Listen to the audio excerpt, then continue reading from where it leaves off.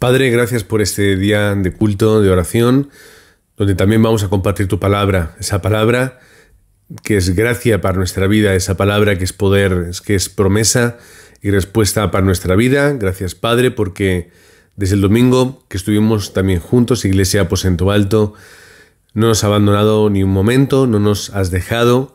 Somos nosotros los que nos apartamos, los que nos olvidamos, los que perdemos el enfoque de nuestra vida. Por eso te pedimos perdón, en primer lugar, y luego también te pedimos que nos ayudes a ser esos hijos tuyos que están 24 horas pensando en tu plan, tu propósito, que estamos 24 horas, Padre, centrados en experimentar tu palabra, en recibir la fuerza espiritual y en hacer esa evangelización del mundo. Oramos, Padre, en el nombre de Jesucristo, por este tiempo donde tú te vas a glorificar, donde tú tienes que ser centro, donde tienes que ser protagonista y donde tienes que glorificarte.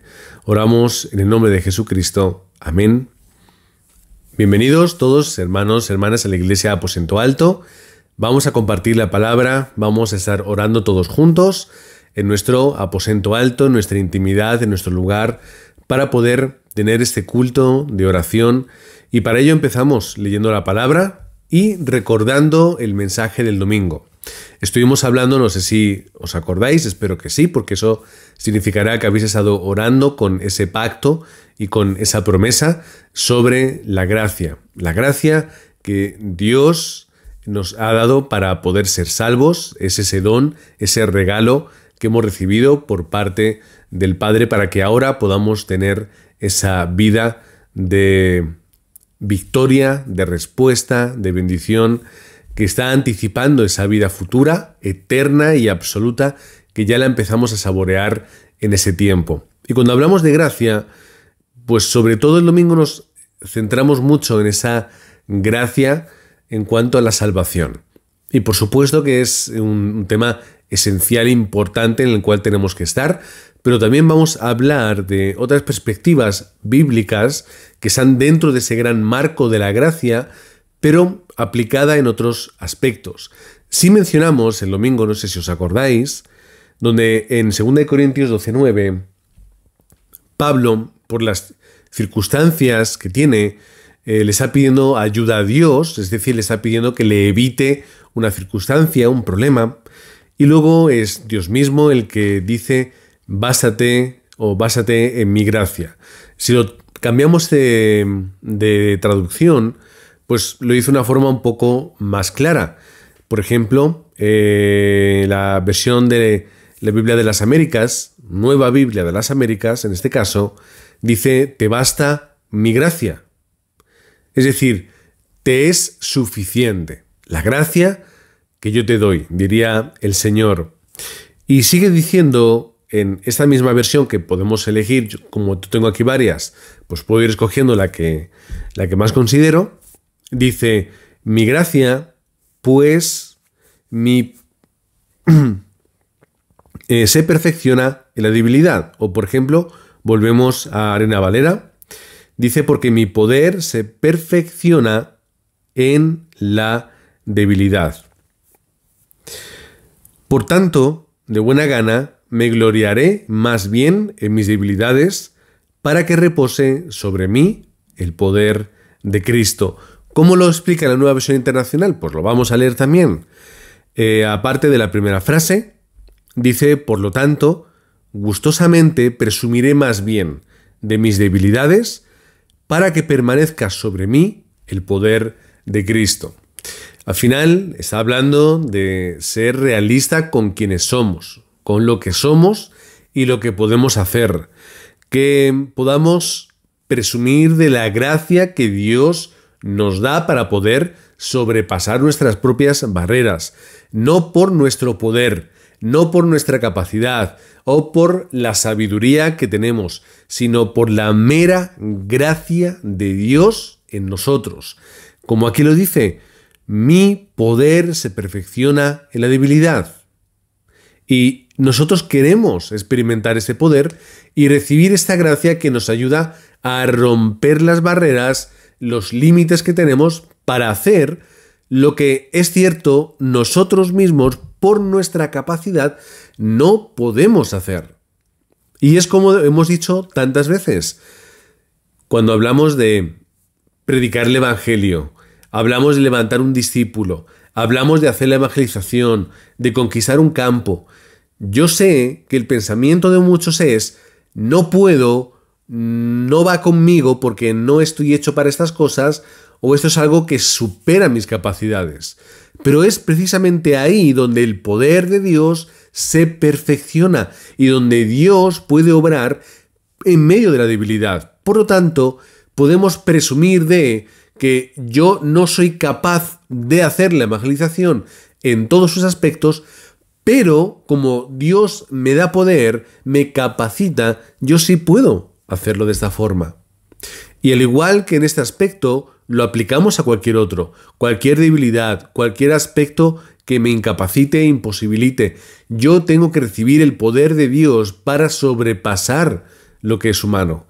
Y si vamos al texto bíblico, descubrimos una cantidad grande de personas que han hecho cosas que no estaban bajo lo normal, lo corriente o sus capacidades.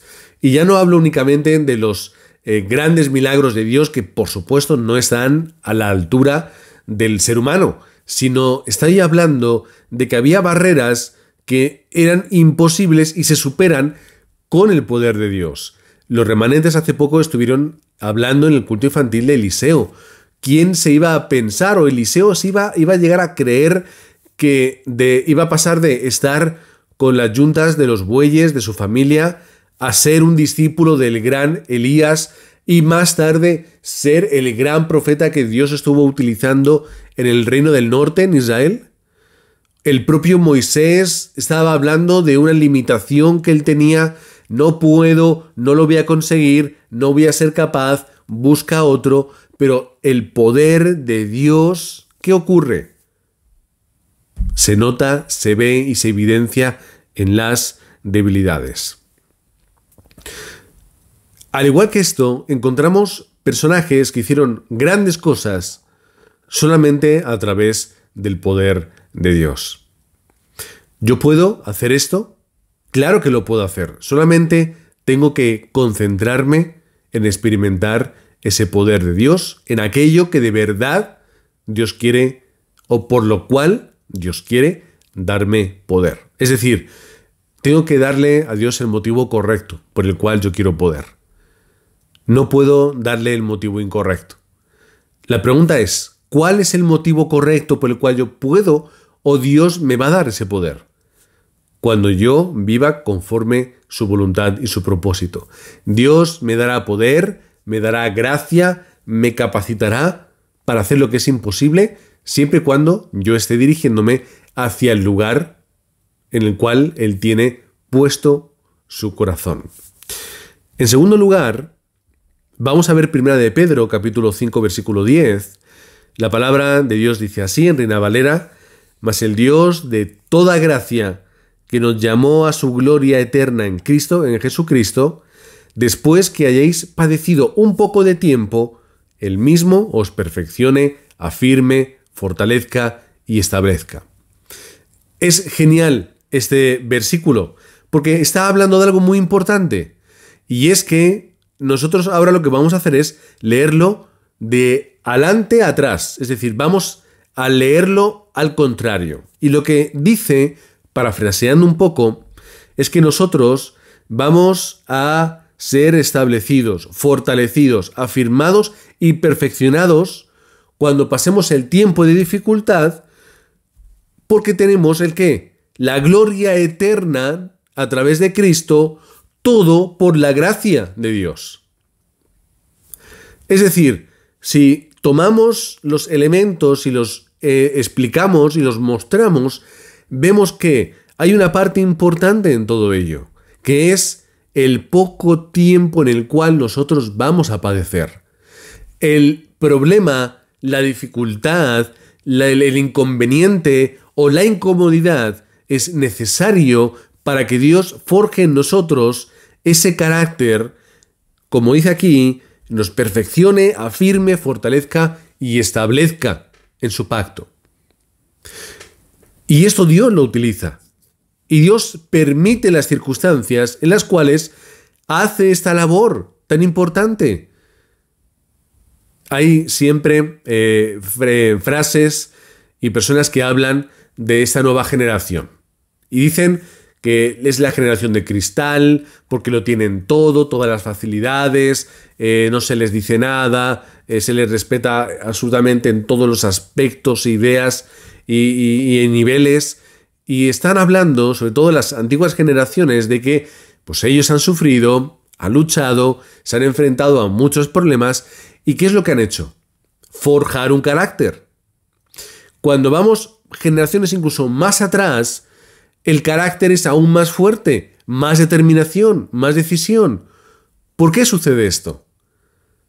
Porque el sufrimiento, el problema, la dificultad hace que salgamos de nuestro acomodamiento y podamos crecer, fortalecernos, abrir perspectivas y miras, y finalmente estamos creciendo y endureciendo ese carácter.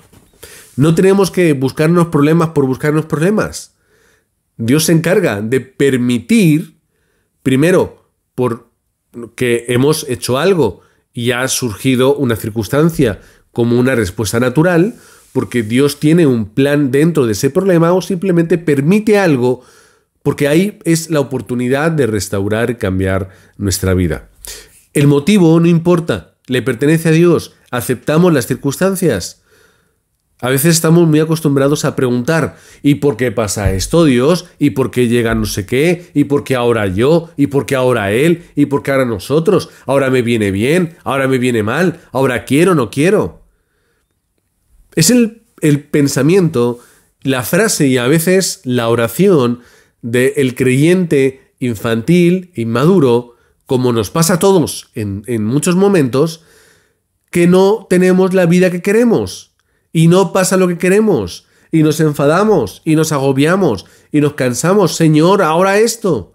Pero es necesario, te lo está explicando el apóstol Pablo, porque ha experimentado esta respuesta, porque lo ha vivido, lo ha podido guardar dentro de sí, que el padecimiento, el problema o la circunstancia no son el problema en sí mismo, sino que tenemos que buscar que a través de cualquier momento y circunstancia Dios nos pueda perfeccionar, pueda limpiar todas las imperfecciones de nuestra vida y que nos afirme, nos dé fuerza, nos fortalezca, nos haga capaces de aguantar, capaces de vivir, de experimentar, de ir, de hacer, y finalmente nos establezca, nos fije en ese lugar en el campo en el que tenemos que estar. Pero eso ocurre en ese tipo de circunstancias. ¿Pero qué circunstancias? Da igual, porque si tenemos la gracia de Dios y la gracia de Cristo, no hay problemas. Dios es un Dios grande por encima del problema. La obra de Cristo es más grande que cualquier problema o circunstancia. Por lo tanto, deja de temer, deja de esconderte, deja de buscar lo fácil, lo cómodo, simplemente vive por el Evangelio.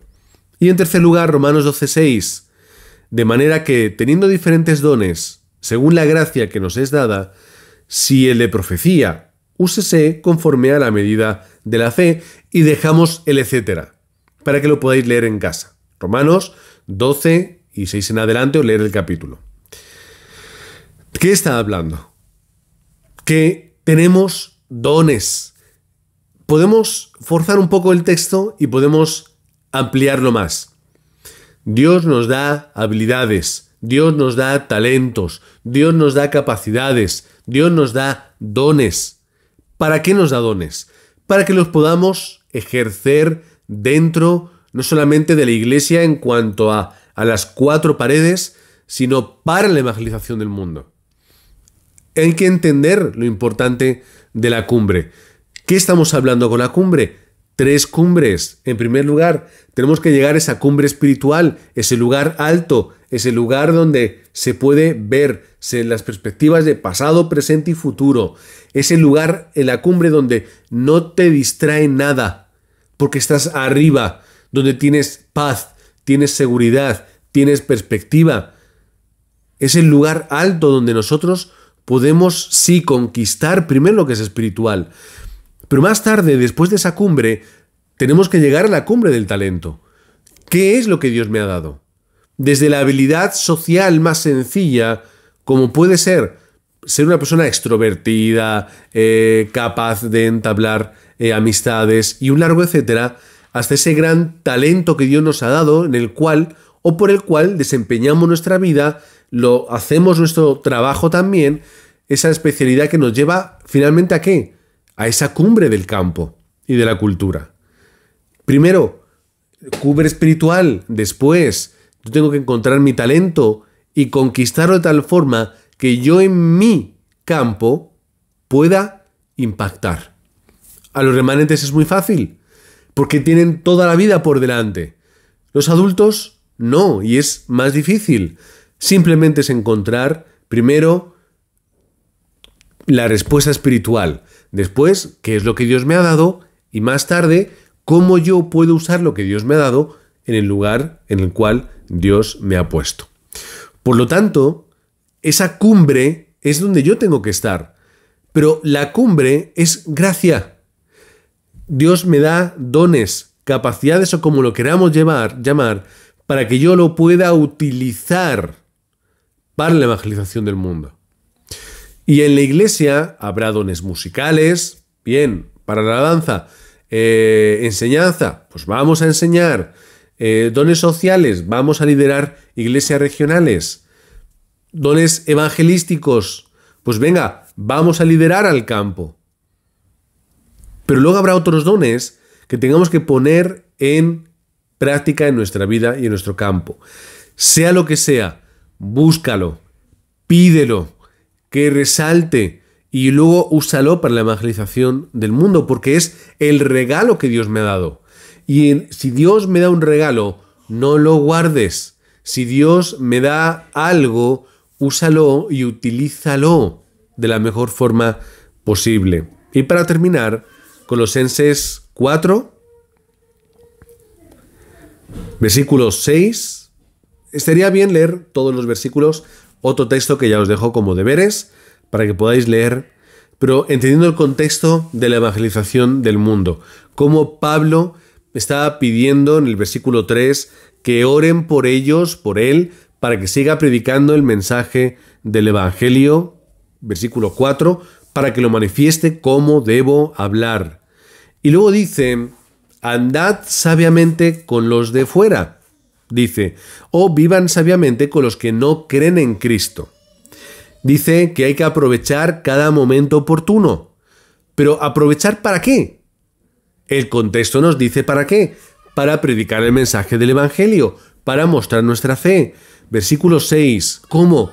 Sea vuestra palabra siempre con gracia, sazonada con sal, para que sepáis cómo debéis responder a cada uno.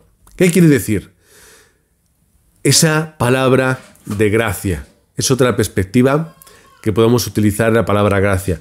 Esa palabra amable, capacitada para hablar, para enseñar, para predicar el Evangelio, para responder al problema. Y en aquella iglesia había un montón de problemas. Colosas había una mezcla de religiones, mezcla de ideologías, de perspectivas. Estaban metiendo en la iglesia el gnosticismo, culto a los ángeles, historias rarísimas. Era una comunidad no fundada por Pablo, era una comunidad particular. Y Pablo tiene que deciros que en todas las conversaciones y aspectos sociales donde estéis con unos o con otros, en vuestra familia, en el trabajo, en los negocios, en la plaza, en el mercado, cuando habléis y habléis del Evangelio, hacedlo como con gracia y sazonada con sal, de una forma que corresponda con el Evangelio y que corresponda con el mensaje que vosotros llevéis. Así que, primero, andad sabiamente con los de fuera. Es decir, cuando estéis en vuestro campo, sed inteligentes, aprovechad el tiempo y que vuestras palabras sean guiadas por el Espíritu Santo. Como diríamos en otro texto, que nuestras palabras no sean vanas, no sean superfluas. No nos unamos a la gente del mundo hablando como la gente del mundo, haciendo los mismos chistes, pensando las mismas cosas, hablando de las mismas tonterías. Que podamos unirnos y acercarnos a la gente, pero sin olvidar que no somos de este mundo y que nuestras palabras sean palabras de evangelio. E incluso hay gente que hablando del evangelio es dura, es pesada, es cansina o es demasiado directa. Sed sabios y dejad que el Espíritu Santo os gobierne y que habléis como debéis hacerlo. Versículo 4 de Colosenses 4.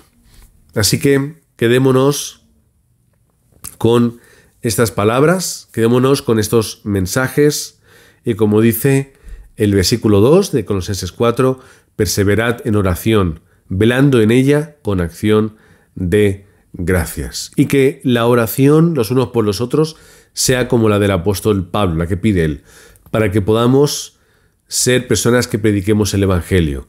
Porque recordando ese versículo, de gracia hemos recibido, de gracia tenemos que dar. De la misma forma que se nos ha entregado, que se nos ha dado tiempo, cariño, amor y esfuerzo para que entendamos el evangelio, que nosotros ahora lo podamos hacer por otra persona. Amén. Vamos a orar por la palabra del domingo, vamos a orar por la palabra de hoy y por los demás títulos de oración de la Iglesia Aposento Alto, como todos ya conocéis después de tanto tiempo. Vamos a orar. Padre, gracias por la obra perfecta de Jesucristo, esa obra de gracia, de poder, de misericordia y de amor. Gracias, Padre, te queremos dar y lo hacemos de corazón, porque entendemos de verdad el valor de no estar muertos en nuestros delitos y pecados, de no vivir esa vida, esa muerte en vida, de no estar experimentando, Padre, esa inseguridad, temor y miedo por todo lo que nos rodea. Gracias te queremos dar, Padre, porque tú nos has llamado como esos hijos obedientes, como esos discípulos de la evangelización del mundo, como aquellos que vamos a pisar las 237 naciones. Oramos, Padre, en el nombre de Jesucristo, para agradecerte en este momento que tú nos estés dando ese poder y esa fuerza que nos hace superar nuestras capacidades, nuestras palabras, pensamientos y acciones. Padre, queremos seguir recibiendo tu gracia. Por eso tenemos la determinación de subir esa cumbre espiritual, para que mientras que estamos orando todos los días, escuchando y recibiendo tu palabra y meditando en ella, y estamos además buscando en el campo a aquellos a quienes predicar, estemos alcanzando esa gracia. Padre, no queremos utilizar gracia para nuestro placer o nuestro beneficio propio, sino que es esa gracia que nosotros hemos recibido para ser obreros en el campo, evangelistas para la evangelización del mundo. Padre, queremos orar dándote las gracias por esos regalos que tú nos has dado, dones, talentos, capacidades, sea como sea, aquello que tú nos has entregado, no solamente para que podamos trabajar bien y hacer un buen trabajo y ganar dinero, sino para que los empleemos por y para tu gloria en la evangelización del mundo. Los entregamos a la Iglesia, los entregamos para la evangelización y para alcanzar, Padre, las 237 naciones. Gracias, Padre, porque finalmente tú nos has dado toda esa capacidad, toda esa gracia, todo ese poder para que podamos estar siendo esos obreros y discípulos que incluso en los malos momentos y difíciles podemos testificar: Jesús es el Cristo, no hay nada que pueda hacernos frente. Gracias, Padre, por las circunstancias que tú permites, porque en tu absoluta sabiduría tú tomas la decisión de permitirlas. Gracias, Padre, porque tu bondad no te permite darnos más problemas de los que podemos aguantar. Padre, y al final tu plan y tu propósito nos lleva a esas respuestas más grandes que están preparadas en el campo en medio de toda circunstancia. Oramos, Padre, en el nombre de Jesucristo, para que seamos esas personas de oración constante, de permanencia en la oración y meditación de la palabra, para que podamos, Señor, estar haciendo esa batalla espiritual, que podamos hacerlo con acción de gracias.